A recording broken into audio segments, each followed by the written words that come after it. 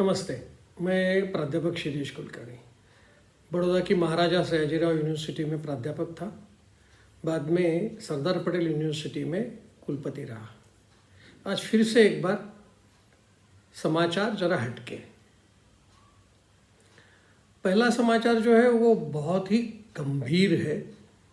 शायद भारत के लिए थोड़ा कम होगा, लेकिन विश्व के अमीर देशों के लिए ये तो बहुत ही गंभीर है। करोड़ों लोग बिना खाना खाए रात को सो जाते हैं। उनके पास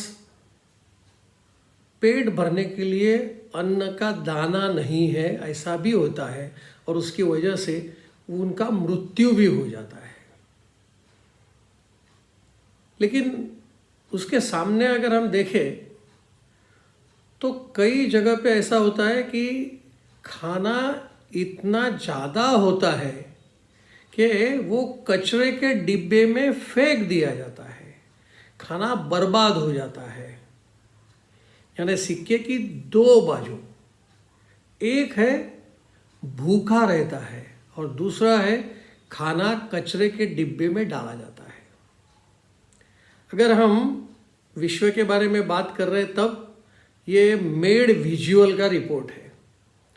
उन्होंने ऐसा कहा है कि विश्व में करीब हर व्यक्ति का औसतन एक साल में 160 किलो खाना कचरे के डिब्बे में जाता है। यानी सोचिए कि क्या स्थिति है। 160 किलो का खाना कचरे के डिब्बे में जाता है। और अगर हर साल हम एक साल का करीब सब विश्व की लोक संख्या को ध्यान में लेते हुए 1.3 अरब टन खाना फेंका जा रहा है। अमीर देशों में 40% खाना बिगड़ता है। यानी अमेरिका या तो ब्रिटेन, ऐसे जो कुछ अमीर देश है उनके बारे में ये जो रिपोर्ट मेड विजुअल्स ने कहा है।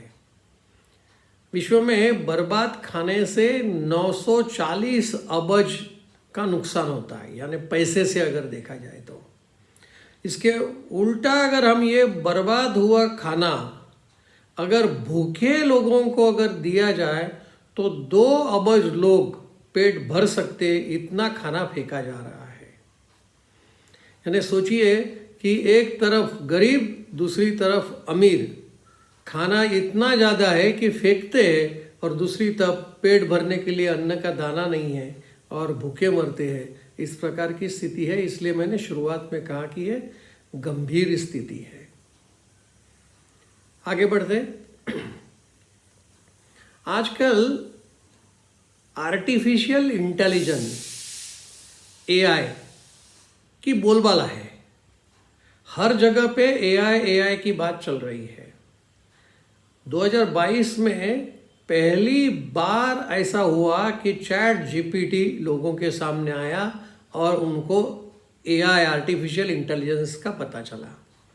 नहीं तो उसके पहले तो ये आर्टिफिशियल इंटेलिजेंस सामान्य व्यक्ति के लिए नहीं था, लेकिन चैट जीपीटी आने के बाद ये सामान्य व्यक्ति के पास भी पहुंचा और उसका उपयोग भी लोग कर रहे हैं। इतना ही नहीं, दैनंदिन यानी रोज बरोज के काम में भी एआई का उपयोग किया जा रहा है सर्वसामान्य लोगों द्वारा।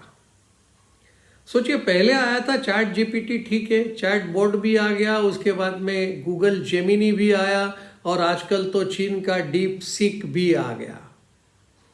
लेकिन रोज बरोज एआई का उपयोग करने वाले जो लोग हैं वो है सर्वाधिक भारत में 41% लोग इसका उपयोग करते हैं। ब्राज़ील में 33% का पॉपुलेशन जो है वो रोज बरोज के काम में आर्टिफिशियल इंटेलिजेंस का उपयोग करते हैं। मैक्सिको का 24%, जर्मनी का 21%, ब्रिटेन और अमेरिका का 20% लोग एआई का उपयोग करते हैं। शायद आप लोगों ने देखा होगा अपने मोबाइल पर भी, अगर बॉटम राइट साइड पर आप देखेंगे तो एक गोल सर्कल दिखाई देता है। वो गोल सर्कल और कुछ नहीं, लेकिन यह एआई का ही है, आर्टिफिशियल इंटेलिजेंस का ही है। ठीक है, आगे बढ़ते हैं। आजकल गर्मी का सीज़न है, जैसे गुजरात में 46 डिग्री सेल्सियस इतनी गर्मी राजकोट में एक दिन आई थी, और भी जगह पर शायद अहमदाबाद में भी 44 से भी ज़्यादा गर्मी आई। यानी भारत में गर्मी का मौसम बहुत ही दुखदायक होता है। कैसे आगे बढ़े, कैसे काम करे, यह ध्यान में नहीं आता है।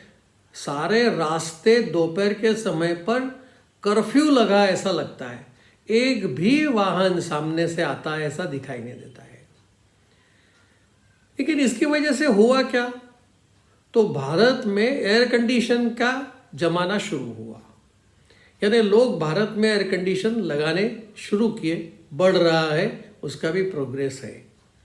लेकिन हम अगर भारत की बात करें तो एयर कंडीशन का उपयोग करने वाले सिर्फ 7% पॉपुलेशन जो है वो उपयोग करता है। यानी सबसे कम विश्व में अगर एयर कंडीशन उपयोग होता है तो वो भारत में है, ऐसा कहने में कोई हर्ज नहीं। मैं तुलना दे रहा हूँ, जैसे अगर जापान में देखा जाए तो 91% पॉपुलेशन एसी में होते हैं, अमेरिका में 88% है, दक्षिण कोरिया में 86% है, चीन और सऊदी अरेबिया में 63% है, जबकि भारत में सिर्फ 7% पॉपुलेशन एसी का उपयोग करता है। यानी सोचिए कि एयर कंडीशन का, देखिए जैसे जापान अमेरिका की मैंने बात की, वो एयर कंडीशन उपयोग करते हैं। यानी क्या, उनका ठंडा प्रदेश है तो रूम टेम्परेचर को बढ़ाने के लिए, गर्म करने के लिए वो उपयोग करते हैं। हमारे यहाँ बाहर गर्मी है, रूम के अंदर गर्मी है, तो उसे ठंडा करने के लिए एयर कंडीशन का उपयोग किया जाता है। इसलिए एयर कंडीशन का उपयोग अलग अलग जगह पर अलग अलग हो रहा है। आगे बढ़ते, केवल भारत ही नहीं लेकिन विश्व के अनेक देश ऑनलाइन खरीद करने के बारे में मानते हैं। ऑनलाइन खरीदना यानी सिर्फ मोबाइल पर नंबर डायल करो, कई प्लेटफॉर्म्स है, एग्रीगेटर्स है, उस प्लेटफॉर्म से, जैसे अमेज़ॉन है, फ्लिपकार्ट है, तो ऐसे जो प्लेटफॉर्म्स है वहाँ से ऑनलाइन पर कुछ भी सामान खरीदा जा सकता है। लेकिन ऑनलाइन इतना पॉपुलर क्यों हुआ, इतना लोकप्रिय क्यों हुआ, उसके पीछे एक ही कारण है। उसकी लोकप्रियता का कारण है कि जो माल खरीदा गया ऑनलाइन में आया तो वह अगर पसंद नहीं है तो उसे लौटाया जा सकता है, रिटर्न किया जा सकता है। इस प्रकार की व्यवस्था है। मुझे पसंद नहीं है, वापस ले लो, डैमेज है, वापस ले लो। यानी कुछ भी ऐसा है तो रिटर्न करने की सहूलियत इसमें ज़्यादा होती है। इसलिए ऑनलाइन खरीदी करने का, सामान लेने का तरीका ढूंढ लिया है। लेकिन मैंने शुरुआत में ही कहा था कि ये अमेरिका में सबसे ज़्यादा है। तो अप्रैल 2024 से मार्च 25 तक किन किन वस्तुओं का अमेरिकनों ने रिटर्न किए, वापिस लौटाए, उसमें से कपड़े 25% लौटाए, रिटर्न किए। चप्पल और बूट 17% उन्होंने लौटाए। दागिना यानी गहने 12% लौटाए।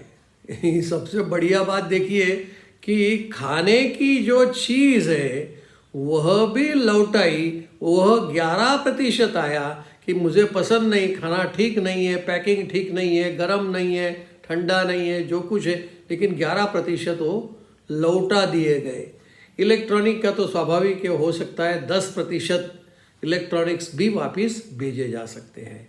इस प्रकार से ऑनलाइन खरीद, ऑनलाइन परचेस वो पॉपुलर हुआ है सिर्फ इसीलिए है कि भाई हम इसे लौटा सकते हैं, माल हमें पसंद नहीं है। तो चलिए एक आखिरी समाचार जो सबसे शायद 2017 जुलाई से लेकर आज अप्रैल 2025 तक कभी ऐसा नहीं हुआ, ऐसा इस अप्रैल 25 में हुआ है।